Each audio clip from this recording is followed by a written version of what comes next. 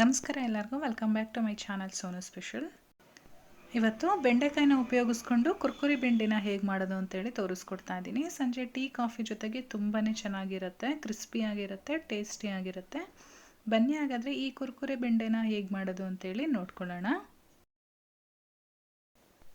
ಮೊದಲನೇದಾಗಿ ನಾನಿಲ್ಲಿ ಬೆಂಡೆಕಾಯ್ದು ಒಳಗಡೆ ತಿರುಳೆಲ್ಲ ತೆಗೆದು ಈ ರೀತಿ ಚಿಕ್ಕದಾಗಿ ಕಟ್ ಮಾಡಿಟ್ಕೊಂಡಿದ್ದೀನಿ. ಈ ತಿರುಳನ್ನು ಒಂದು ಸೈಡಲ್ಲಿ ಎತ್ತಿಟ್ಟಿದ್ದೀನಿ.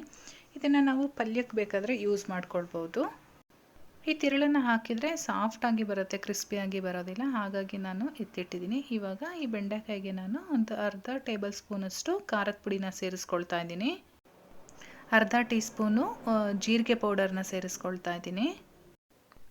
ಅರ್ಧ ಟೀ ಸ್ಪೂನು ಆಮ್ಚೂರು ಪೌಡರ್ನ ಸೇರಿಸ್ಕೊಳ್ತಾ ಇದ್ದೀನಿ. ಆಮ್ಚೂರು ಪೌಡರ್ ಇಲ್ಲ ಅಂತ ಅಂದರೆ ನೀವು ನಿಂಬೆ ರಸ ಬೇಕಾದರೂ ಹಾಕ್ಕೊಳ್ಬೋದು. ಹಾಗೆ ನಾನಿಲ್ಲಿ 2 ಟೇಬಲ್ ಸ್ಪೂನಷ್ಟು ಕಡಲೆ ಹಿಟ್ಟನ್ನು ಸೇರಿಸ್ಕೊಳ್ತಾ ಇದ್ದೀನಿ.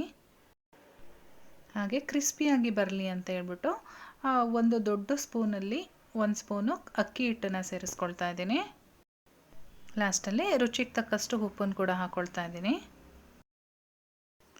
ಮೊದಲೇ ನೀರೇನು ಹಾಕೋದು ಬೇಡ, ಚೆನ್ನಾಗಿ ಮಿಕ್ಸ್ ಮಾಡ್ಕೊಳ್ಬೇಕು. ಬೆಂಡೆಕಾಯಿಗೆ ನಾವು ಹಾಕಿರ್ತಕ್ಕಂಥ ಹಿಟ್ಟು ಎಲ್ಲ ನೀಟಾಗಿ ಕೋಟ್ ಆಗಬೇಕು. ಆದಮೇಲೆ ಲಾಸ್ಟಲ್ಲಿ ಈ ರೀತಿ ನೀರನ್ನು ಸ್ವಲ್ಪ ತಗೊಂಡು ಸ್ಪ್ರಿಂಕಲ್ ಮಾಡ್ಕೊಳ್ಳಿ. ನಾವು ಬಜ್ಜಿ ಬೋಂಡ ಎಲ್ಲ ಮಾಡ್ಕೋತೀವಲ್ಲ, ಆ ರೀತಿ ನೀರು ಹಾಕಿ ಕಲಸೋದು ಬೇಡ. ಇದಕ್ಕೆ ಸ್ವಲ್ಪ ಸ್ಪ್ರಿಂಕಲ್ ಮಾಡಿಕೊಂಡು ನಾವು ಹಾಕಿರ್ತಕ್ಕಂಥ ಹಿಟ್ಟು ಇದಕ್ಕೆ ಅಂಟ್ಕೊಂಡ್ರೆ ಸಾಕು, ಆ ರೀತಿಯಾಗಿ ಮಿಕ್ಸ್ ಮಾಡ್ಕೊಳ್ಬೇಕು. ಇವಾಗ ಚೆನ್ನಾಗಿ ಎಲ್ಲ ಮಿಕ್ಸ್ ಆಗಿದೆ, ನೀಟಾಗಿ ಅಂಟ್ಕೊಳ್ಳಿ ಅಂತೇಳಿ ನಾನು ಮತ್ತೆ 1 ಟೀ ಸ್ಪೂನಷ್ಟು ಕಡಲೆ ಹಿಟ್ಟನ್ನು ಸೇರಿಸ್ಕೊಂಡು ಮಿಕ್ಸ್ ಮಾಡ್ಕೊಳ್ತಾ ಇದ್ದೀನಿ. ಬೆಂಡೆಕಾಯಿ ಆಗಿರೋದ್ರಿಂದ ಹಾಗೆ ಬಿಟ್ಕೊಂಡ್ಬಿಡುತ್ತೆ ಹಿಟ್ಟೆಲ್ಲ, ಹಾಗಾಗಿ ಈ ಲಾಸ್ಟಲ್ಲಿ ಇದೊಂದು ಪ್ರೊಸೀಜರ್ ಮಾಡ್ಕೊಳ್ಬೇಕು. ಇವಾಗ ಡೈರೆಕ್ಟಾಗಿ ನಾವು ಎಣ್ಣೆನ ಚೆನ್ನಾಗಿ ಕಾಯಿಸಿರ್ತೀವಲ್ಲ ಅದರೊಳಗಡೆ ಹಾಕ್ಕೊಳ್ಬೇಕು. ಹಾಕಿದ ತಕ್ಷಣವೇ ನೊರೆ ಬರಬೇಕು, ಅಷ್ಟು ಚೆನ್ನಾಗಿ ಎಣ್ಣೆನ ನಾವು ಕಾಯಿಸ್ಕೊಂಡಿರಬೇಕು. ಇಮಿಡಿಯೇಟಾಗಿ ಉಲ್ಟಾ ತಿರುಗಿಸ್ಲಿಕ್ಕೆ ಹೋಗಬೇಡಿ. ನೊರೆ ಎಲ್ಲ ಕಡಿಮೆ ಆದಮೇಲೆ ಉಲ್ಟಾ ತಿರುಗಿಸ್ಕೊಂಡು ಬೇಯಿಸ್ಕೊಳ್ಬೇಕಾಗತ್ತೆ.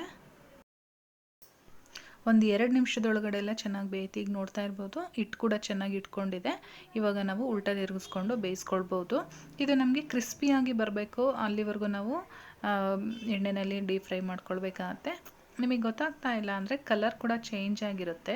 ನೀವು ಅಥವಾ ಜಾಲರಿನಲ್ಲಿ ಹಾಕ್ಕೊಂಡು ಅಳ್ಳಾಡಿಸಿದ್ರೆ ಸೌಂಡ್ ಬರುತ್ತೆ, ಆವಾಗ ನಿಮಗೆ ಅದು ಬೆಂದಿದೆ ಅಂತೇಳಿ ಗೊತ್ತಾಗುತ್ತೆ. ಆ ಟೈಮಲ್ಲಿ ಹೊರಗಡೆ ತೆಗಿಬೇಕು.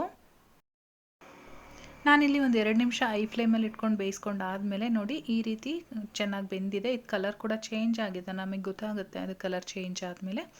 ಇವಾಗ ಇದನ್ನು ತೆಗೆದು ಒಂದು ಟಿಶ್ಯೂ ಪೇಪರ್ ಮೇಲೆ ಹಾಕ್ಕೊಳ್ಬೇಕು. ಇದೇ ರೀತಿಯಾಗಿ ಮಿಕ್ಕಿರೋದನ್ನು ಕೂಡ ಡೀಪ್ ಫ್ರೈ ಮಾಡಿಕೊಂಡು ಎತ್ತಿಟ್ಕೊಳ್ಳೋಣ.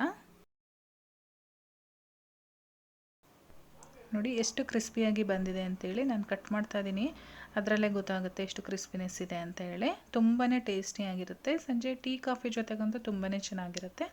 ಒಂದ್ಸಲ ಟ್ರೈ ಮಾಡಿ ಹೇಗೆ ಬಂತು ಅಂತ ಹೇಳಿ. ಇಷ್ಟ ಆಗಿದರೆ ಲೈಕ್ ಮಾಡಿ, ಶೇರ್ ಮಾಡಿ, ಸಬ್ಸ್ಕ್ರೈಬ್ ಮಾಡ್ಕೊಳ್ಳಿ. ಮತ್ತೆ ಸಿಗ್ತೀನಿ ಮುಂದಿನ ವೀಡಿಯೋದಲ್ಲಿ. Thank you.